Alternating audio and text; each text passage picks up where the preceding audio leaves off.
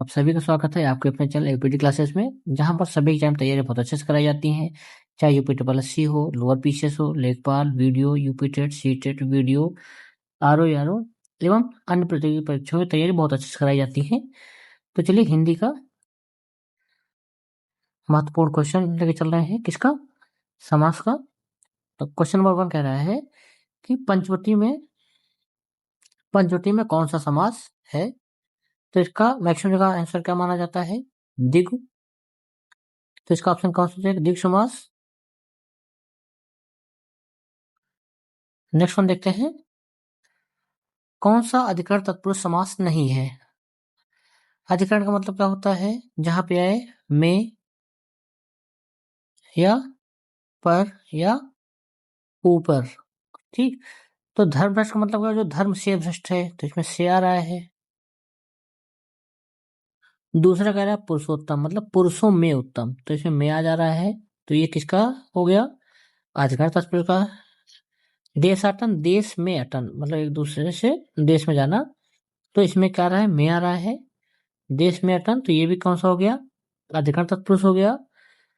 Next में कुल श्रेष्ठ, मतलब अपने कुल में जो श्रेष्ठ होते, इसमें में आ रहा है। तो ऑप्शन बी, सी और डी ये अधिकरण तत्पुरुष समास है। ए वाला क्या है? धर्म से भ्रष्ट, जो अपने धर्म से भ्रष्ट हो तो से आ रहा है, तो ये अधिकरण तत्पुरुष समास नहीं है। चलिए कमेंट में बताइए, अधिकरण जब से आ रहा है तो ये कौन सा समास हुआ? चलिए देखते हैं नेक्स्ट वन हम लोग। नीलांबर।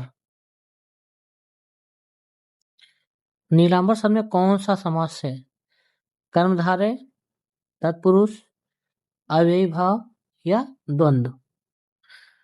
तो इसमें कौन सा हो जाएगा? ऑप्शन ए हो जाएगा कर्मधारय समास, मतलब नीला है जो अंबर, नील प्लस अंबर, तो ये कौन सा हो जाएगा? ऑप्शन ए हो जाएगा। चलिए देखते हैं नेक्स्ट वन।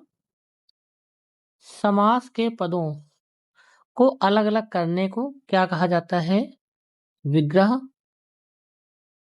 बदलाव, विभक्ति या विच्छेद।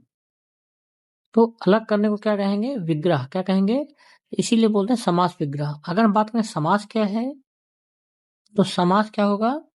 दो या दो से अधिक शब्दों को मिलाना, तो ये क्या हो गया? समास हो गया। जैसे हो गया राजपुत्र, क्या हो गया? राजपुत्र। अब ये हो गया समास।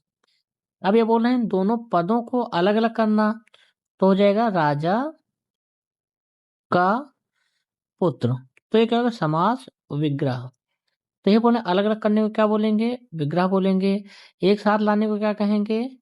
समास कहेंगे। तो आई थिंक ये क्लियर हो गया होगा। चलिए नेक्स्ट वन देखते हैं।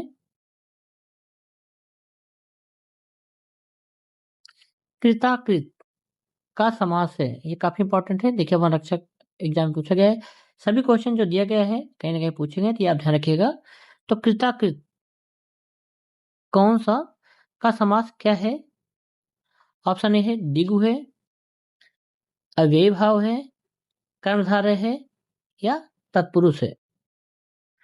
तो कौन सा होगा? अव्ययी भाव भी नहीं होगा, तत्पुरुष ये भी नहीं होगा, ये होगा कर्मधारय या तो द्वंद्व होता है। कौन सा होता है? यही दोनों होता है। ऑप्शन ए नहीं है, इसलिए ये हो जाएगा। क्योंकि कृताकृत मतलब कृत और आकृत, जैसे सुख और दुख, ये भी द्वंद्व है। दिन और रात ये भी है। तो इसी हिसाब से कृताकृत भी क्या है? द्वंद्व समास है। और कहीं कहीं इसको कर्मधारय भी बोला जाता है। तो इसको आप याद कर रखिएगा। चलिए नेक्स्ट वन देखते हैं। वचनामृत समस्त पद का विग्रह क्या होगा?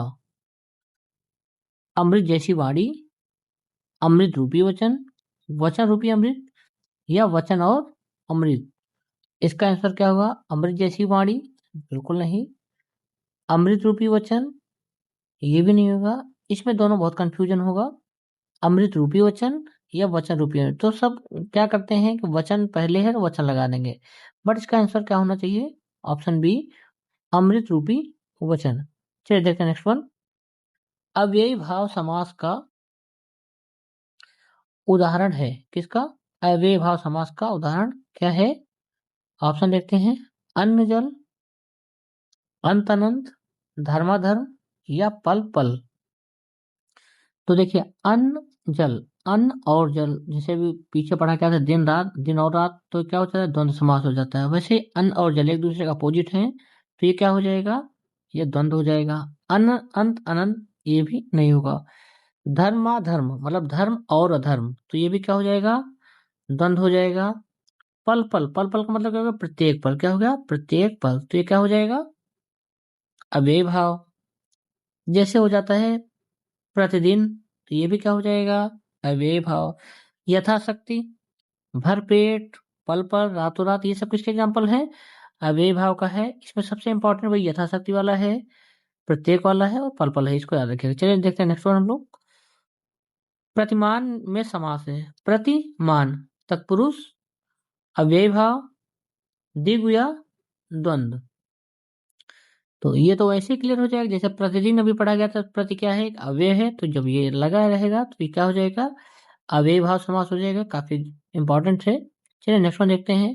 पीछे बताया गया ये अपने में यथाशक्ति अव्यय भाव का सबसे तगड़ा एग्जाम्पल है, ये बहुत बार पूछा जाता है, इसको ध्यान रखिए। हमें यथाशक्ति ध्यान करना चाहिए, दान करना चाहिए। रेखांकित शब्द में समास को पहचानिए। तत्पुरुष समास, द्विगु समास, बिल्कुल नहीं। बहुब्रीहि समास, बिल्कुल नहीं।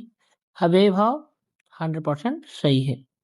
चाहे हम बात करें प्रतिदिन की, चाहे पल पल की, तो ये सब क्या है, अव्यय भाव समास के एग्जाम्पल हैं। नेक्स्ट क्वेश्चन देखते हैं। पीताम्बर,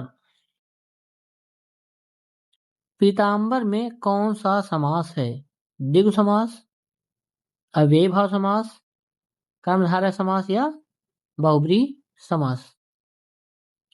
तो द्विगु बिल्कुल नहीं होगा, अव्यय भाव पीछे पढ़ाया गया वो भी नहीं होगा, बहुब्रीहि रेशनल कभी कभी हो सकता है जब कर्मधारय ना हो तो।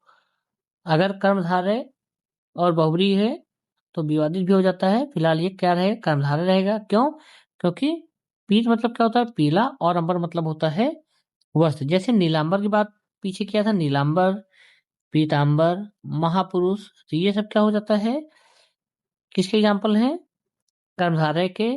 और इसके एब्सेंस में ये भी हो जाता है, तो इसका क्या हो गया, ऑप्शन सी याद रखिएगा। चलिए देखते हैं नेक्स्ट वन। देखिए यहाँ भी सेम क्वेश्चन है, अब ये एक पूरा सेम नहीं है। इसमें क्या अंतर है, पीतांबर में कौन समास है, द्विगु, अव्यय भाव, कर्मधारय और द्वंद्व। तो यहाँ बहुब्रीहि नहीं है। जब बहुब्रीहि नहीं होगा तो 100% ये सही हो जाएगा। और अगर बहुब्रीहि रहेगा तो डिपेंड करता है एग्जामिनर ने क्या माना है। फिलहाल चांसेस इसके सही होने के ज्यादा रहेंगे, बट दोनों साथ में कभी ऑप्शन नहीं देते हैं, इसलिए दोनों याद रखिएगा। कर्मधारय भी रहता है और बहुब्रीहि भी। अगर दोनों है तो ऑप्शन क्या हो जाएगा, बहुब्रीहि हो जाएगा। आई थिंक ये वीडियो आपको समझ में आया होगा, तो इसको लाइक, शेयर और सब्सक्राइब कर दीजिए। हमारे चैनल से जुड़े रहिए। मिलते हैं नेक्स्ट वीडियो में, तब तक अपना और अपना ख्याल रखिएगा, मन लगा के पढ़िए। Thank you, thank you so much.